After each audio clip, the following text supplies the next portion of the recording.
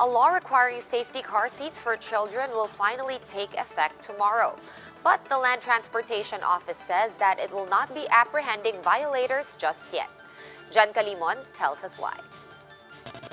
The full implementation of the Child Safety in Motor Vehicles Act or RA 1129 will start tomorrow, 2 years after it was passed into law. Under the law, private vehicles must have a child restraint system or a child car seat for those aged 12 years old and below and shorter than 4 feet and 11 inches.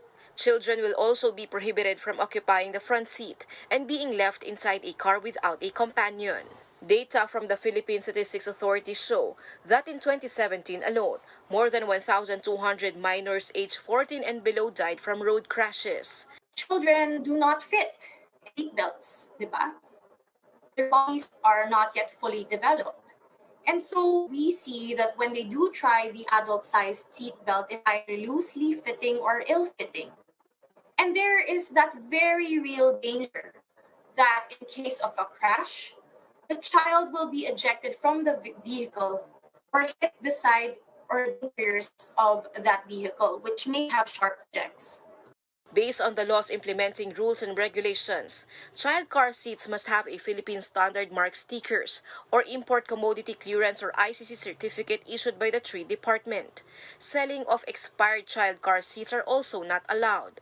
However, there is an exception during emergency cases or if a child passenger has a disability that makes car seats more hazardous for them.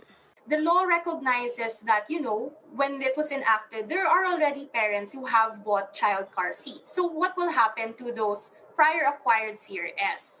So the law allows the use of these child car seats, provided that the LTO has checked and cleared the CRS.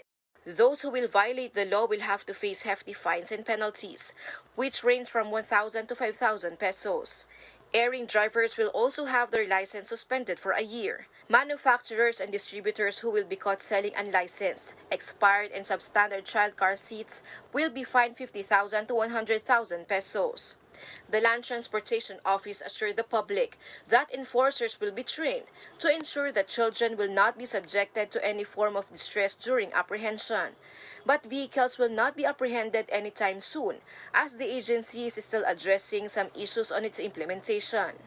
We have to finalize the administrative order on the 10th law because for the information of everybody, some cars have dark tints. So it will be harder for us because the enforcement of this law is visual. We have to see if the child is on the car seat. The LTO says it will begin apprehending in 3 to 6 months.